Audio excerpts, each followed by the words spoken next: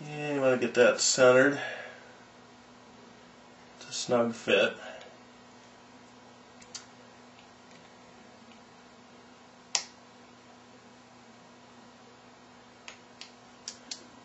Of course, it's fight it one way, fight it the other way, fight it one way, fight it the other way.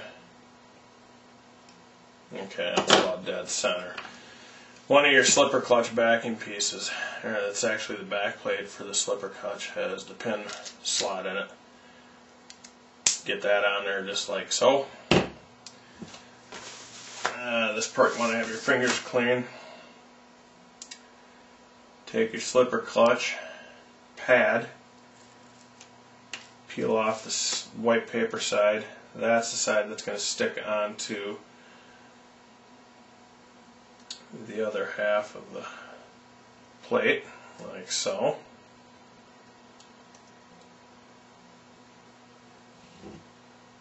That then goes on just like that. Your spur gear, line up 3 of the holes.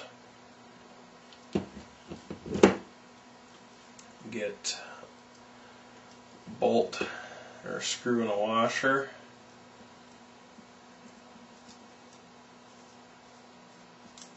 Get those 3 started. I would start all 3 of them before you go and tighten any of them down, just in case you got to shift the spur gear just a little bit to get your holes to line up. This is an 87 tooth spur gear. Oops, it's stock on the axials. Come with an 87. This last one in here.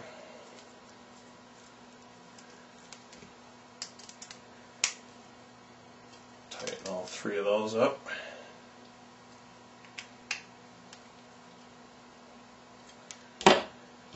Slip that back on, and then we need the large black washer. That goes on. Then we've got the spring, it's your tension spring for the slipper clutch. Then we've got the smaller black washer. And last, we have the tension nut. We'll run that down on here.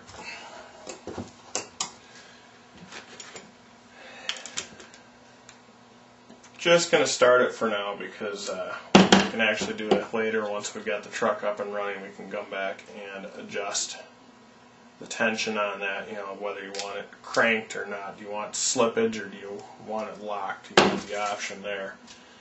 Okay, you don't have to use a slipper clutch if you don't want to. You can opt to go back with the original plate that goes behind. You don't even have to run that slipper. I'm going to try it. This is going to be a scale truck, so I don't, I'm not going to be locking it up and tearing it apart in the rocks. So I think the slipper clutch is going to be a nice little treat. Okay, that's basically done. There's your transmission. I'm going to clear off some stuff here, and we'll go dig up some other parts, and we will basically keep plugging away here. The next step is going to be to mount this actually to the skid plate. So we'll be right back. Okay, we've got the next part here is going to be, we're not going to set the slipper clutch quite yet, like I said, it's going to be step 23. They're going to tell you how to do that. We don't have it mounted in the vehicle, so we can't actually go and test it, but turning it clockwise tightens it, counterclockwise loosens it back up. We'll worry about that later when we've got it in the vehicle and can actually test it that way. Next step is going to be locate parts tree 80026A. That's going to be the big piece on there, part number 3. That is your transmission skid plate. Locate that. Then you need 4 screws to hold that bugger down. 2 of them are long 3x12s, self-tappers, and 2 short 3x10s. Now if you notice on the transmission, you've got long mount hole area, short mount hole area, long, short. Okay, you may think that the long screws are going to go into the long mount area and that the short ones are going to go in there, but that's actually not true. The outer holes are shallower on the skid than the center ones. They're actually the thick ones. So basically, the long screws go through the center skid holes into the transmission. I'm just going to snug each one of these up.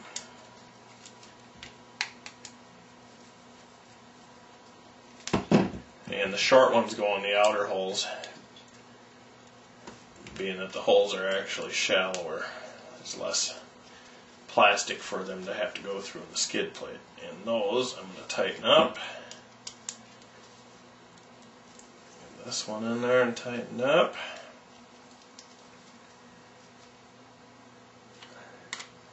And we'll go back to the middle ones, run those all the way in and tighten them up.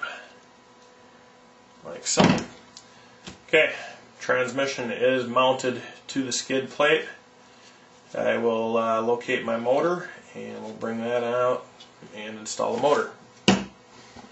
Okay, we've got the motor I'm going to use. This is actually a 35 turn lathe motor. And what we're going to do is we're going to install this. This motor give a little more wheel speed and power than a, say, a 55 turn, which would be kind of a standard crawler motor.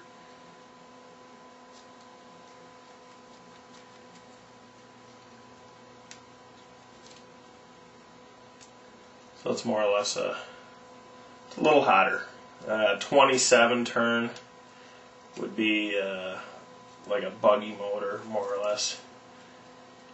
This is kind of in between a buggy motor and a crawler motor. It's a little bit to get these screw holes lined up here. This is easier to do outside of the vehicle rather than having it in, so that's why I'm doing it right now. This is actually a V11 motor, V11 35 turn, and what I'm going to do is just kind of, I think my screws might be just a tad too long. Yep, they are. Okay, my motor screws are just a smidge too long, so what I'm going to actually do is trim these off. I think the two that supplied in the kit, yeah, those were the screws that came with the motor. I'm going to use the two that actually came in the kit.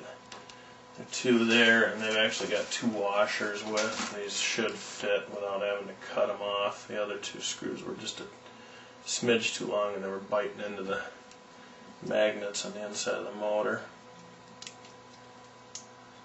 This is a rebuildable motor. You can actually, the V11s, you can replace the brushes on them. This is a little more high quality than just the regular standard lathe motors. And they're about around $40, I think, 35, 40 bucks, where you can get a standard lathe motor for about 20, 25 bucks. Okay, we're going to put that like that.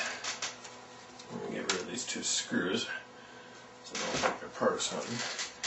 Standard stock pinion gear in the SCX10 is the same as the AX10. It is a 14 tooth, good crawling gear ratio. But with a 35 turn, it'll actually give me a fair amount of